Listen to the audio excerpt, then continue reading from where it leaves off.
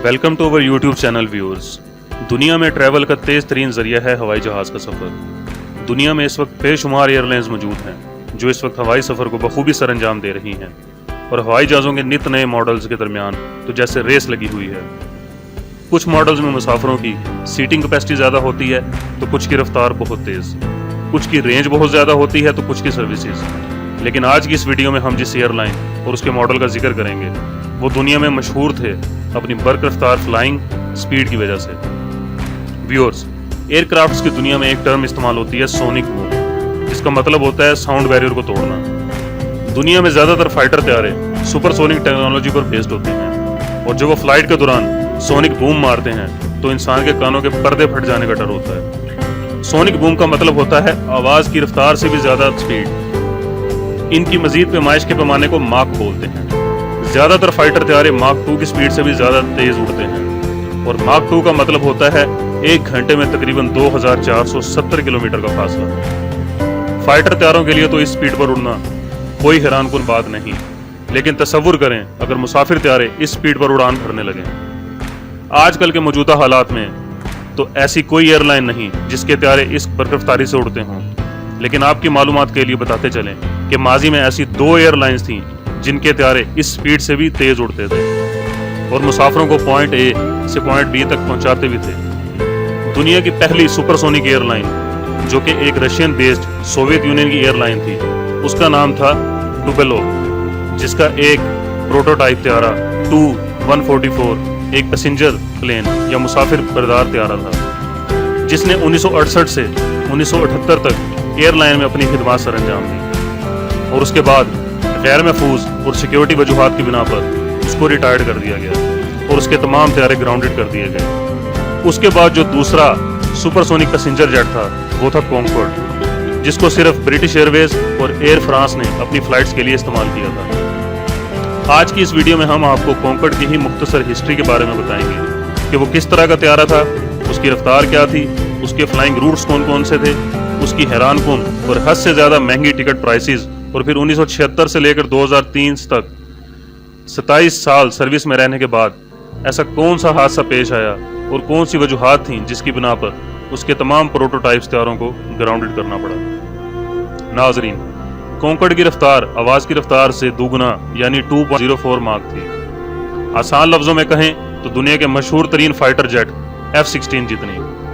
है ना हैरानकुन बात कि आखिरकार एक मुसाफिर तैयारे की इतनी तेज रफ्तार।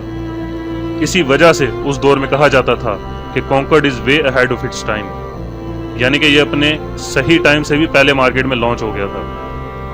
इसकी सीटिंग कैपेसिटी 92 से 128 तक थी, जबकि उसकी पहली फ्लाइट 1969 में टेस्टिंग फ्लाइट और पहली कमर्शियल फ्लाइट 1976 में उड़ी। इस तैयारे को सिर्फ 2 एयरलाइंस ब्रिटिश एयरवेज और एयर फ्रांस ने खरीद कर अपने फ्लीट में शामिल किया, और उसकी डेस्टिनेशंस में सिर्फ 3 शहर न्यूयॉर्क, वर्जीनिया और बारबाडोस थे। कॉन्कॉर्ड में सफ़र करने वाले ज़्यादातर वो अमीर लोग थे जिनको ट्रैवलिंग का बहुत शौक होता है, क्योंकि इसकी टिकट की प्राइसेस बहुत ज़्यादा थीं जो कि क्लियरली एक मिडिल क्लास या एवरेज कमाने वाले शख्स की रेंज से बाहर थी। मिसाल के तौर पर 1997 में लंदन से न्यूयॉर्क एक राउंड ट्रिप की टिकट की कीमत $7,995 थी, जो कि आज के हिसाब से तकरीबन $13,000 यानी पाकिस्तानी रुपयों में अगर देखें तो 20 लाख रुपए से भी ज़्यादा बनती है। अगर रफ्तार की बात करें तो 7 फरवरी 1996 को लंदन से न्यूयॉर्क जाने वाली फ्लाइट, जिसका फासला 5,555 किलोमीटर बनता है, कॉन्कॉर्ड ने रिकॉर्ड टाइम सिर्फ 2 घंटे और 52 मिनट में तय कर लिया था। तारीख में कभी भी एक पैसेंजर तैयारे ने इतनी तेज़ रफ्तार से सफ़र नहीं किया, और ये रिकॉर्ड आज तक कायम है। अपने इन सब हैरानकुन हक़ाइक़ और रिकॉर्ड्स के बाद आखिर एक न एक दिन इस उरूज को ज़वाल भी आना था। वो तैयारा जिसमें सफ़र करना लोग अपने लिए किसी एजाज़ से कम नहीं समझते थे, और जिसकी कई महीनों पहले एडवांस में टिकट्स बुक करवानी पड़ती थी। 25 जुलाई सन 2000 कॉन्कॉर्ड तैयारी की तारीख का एक स्यातरीन दिन है। एयर फ्रांस की फ़्लाइट 4590 शाम 4:44 पर पेरिस से न्यूयॉर्क जाने के लिए बिल्कुल तैयार थी। उस फ्लाइट में 100 मुसाफिर, 9 क्रू मेंबर शामिल थे, और मंगल का दिन था। कंट्रोल टावर से उनको उड़ान भरने की क्लियरेंस मिली।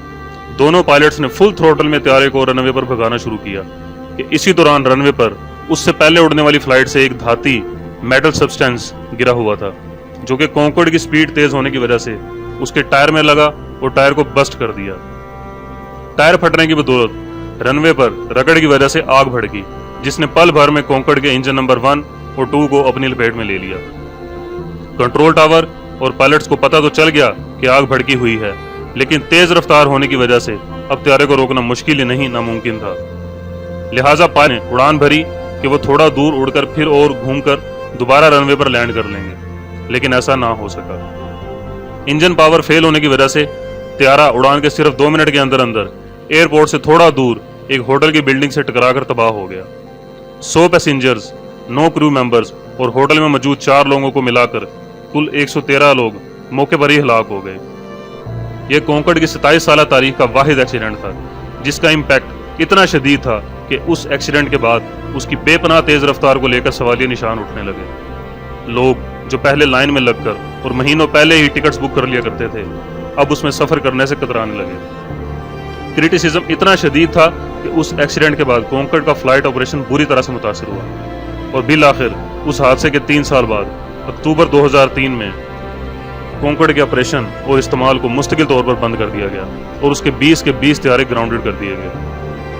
कॉन्कॉर्ड के मुतालिक एक हैरानकुन फैक्ट ये भी है कि ये सिर्फ समंदरी यानी सी रूट इस्तेमाल करते थे, और उसकी मेन वजह यही थी कि सोनिक बूम आबादी वाले एरियाज में लोगों की समात को मुतासिर ना कर दे। लेकिन किसको मालूम था कि इसकी मशहूरी का बायस होने वाली यही तेज रफ्तारी उसको हमेशा के लिए ख़त्म कर देगी। तो ये थी नाजरीन हमारी आज की वीडियो। उम्मीद है आपको पसंद आई होगी। मज़ीद इस तरह की वीडियोस देखने के लिए हमारे चैनल को सब्सक्राइब कर दीजिएगा और इस वीडियो को लाइक करना मत भूलिएगा। Take care.